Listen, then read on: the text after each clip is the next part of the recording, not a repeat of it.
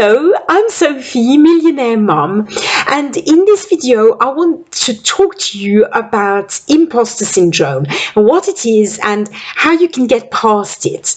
But before I dive into the video, I just want to say I'm a busy mum, I'm building a business online, and I'm really committed to sharing with you, my audience, my journey and what works for me and what might work for you as well. So I'm kind of reviewing products and giving you lots of mindset tips, things that are going to help you on your journey online, building your business online. So make sure you subscribe to this channel so that you don't miss a video. So, when we start working online, when we start building a business online, lots and lots of us, many of us, suffer from they call this imposter syndrome. Now, I'm sure you can relate if you felt it. It's this sort of feeling that you get inside yourself. You start thinking, well, I'm just a newbie here. How can I help other people? I don't know what I'm doing. How can I be sure that what I'm saying is right? I'm learning, so how can I make a video giving value to other people when I'm learning, right? Does that sound familiar? Have you ever experienced that? And you might also just generally lack self-confidence. You might feel, well, you are not good enough. I don't know, you don't look good enough on camera. You say too much, you hesitate too much when you speak, or you're not used to shooting a video, or you're not used to writing an article, or things like that. You might have a lot of self-doubt going on inside yourself, thinking, well, no, I'm not good enough to do this. Another part of imposter syndrome is you might feel very much like when you're trying to sell something online, you might feel that you in some way conning people into giving you their money. I certainly know that when I first started, I felt I can't possibly ask people for money because I don't know, I kind of somehow felt that I couldn't. I don't know why. I had this feeling I was conning people because I was selling something online, right? It's a feeling that I'm pretty sure I wouldn't have had if I was selling a physical product, if I was selling, I don't know, a new pair, a new jumper, or a necklace, or a watch, or a telephone, or a computer, I don't know, something physical. But somehow there's something in selling a digital product online, but somehow that didn't feel quite as real as a physical product. And I know that in the beginning I felt very much like I can't possibly be asking people to give me money for that. And I'm ready to bet that you've probably, if you're watching this video, you've probably had that thought, okay?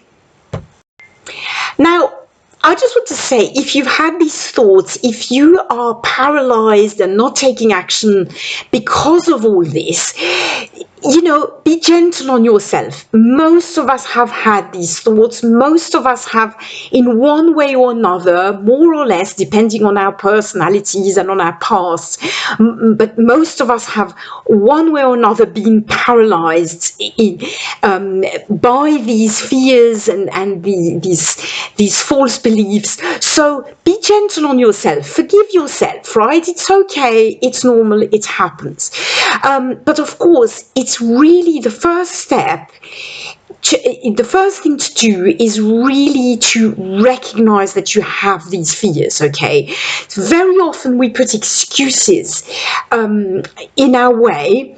We think, oh, well, I don't have time, I don't have money, when really it's actually one of these inner fears, this sort of imposter syndrome, this lack of self-belief that is actually in the way. So it's really important to look inside yourself, to be honest with yourself, okay? Have a look inside, search a little bit and think, okay, what are you scared of? Is it that you are scared of conning people, that you feel you can't ask them for money? Is it that you believe that you are not good enough? Is it that you believe that you are not advanced enough in your online journey to give value to others? All that stuff. It's really important to identify what your fears are and what your beliefs are. Then, once you've identified all this, I really encourage you to take a hard look at yourself and think, okay, what is it that you can give other people? Because I think it's very true that when we start online, there's no use in pretending that we are what we're not. In the beginning, we know a lot less than those who've been online for 10 years and have a huge amount of experience, right? However, I really encourage you to look at what is it that you have, what skill, what strength do you have specifically that you can give other people and that you can help other people with. So we all have something we are good at, and you might not have done that online, but you'll have done something offline that you can use online and that can help people. So, have a look, identify what one's strength is, what one skill is that you have, what something that you know that you can help other people with, and work with that. Remember, you are always a step ahead of someone else, okay? Even if you are really, really a newbie and really starting, there are things that you know that someone else doesn't know, okay? So, you can, write these things down, write down what you know, and think, who can I help with that? The other thing I would say is it's super important. I found it incredibly important to be honest and truthful. Now, I really encourage you never to fake something, never ever say that you can do something that you can't, okay? Push yourself by all means out of your comfort zone, but always be truthful. I have always said, I'm a newbie, I'm a beginner. I think it's very important not to put yourself in a position where you feel you've claimed that you can do something which in fact you can't, or you've claimed that you know about something that in fact you do not know. So really, be honest, be open, don't do yourself down, don't say I'm not good at this, but don't claim that you have experience or knowledge that you do not have. Don't be scared of just being honest and transparent. I think that people are just going to trust you a lot more if you are honest and transparent than if you in a way trying to fake things and hide the truth in some way, okay? And I'll also add, now I've said this a little bit earlier in this video, but I'll repeat it in a bit of a different way. I really encourage you as well to work on yourself.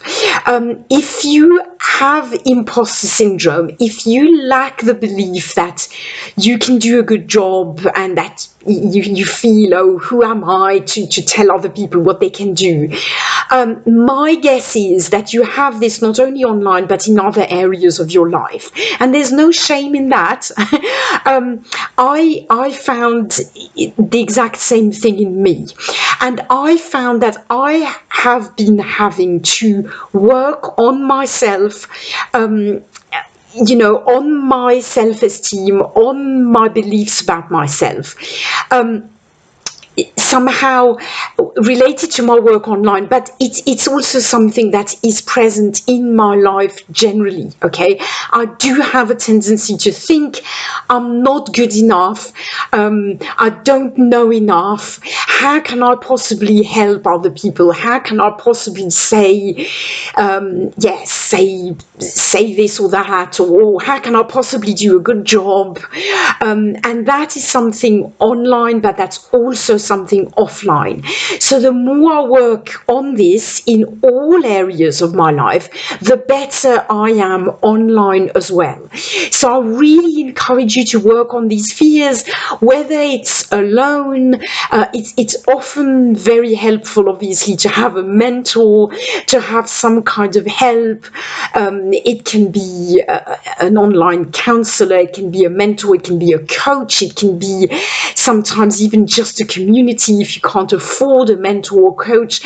Whatever works for you, whatever works for you. But really, I do encourage you to look inside and work for yourself, and you will be working online much better as a result. And don't forget, it's a work in progress. It's not something that you can one day work on it, it's sorted forever. It's something that you work through, you get better, then sometimes there's a few setbacks, then you work through it again, and you just get better progressively like that. So be patient with yourself.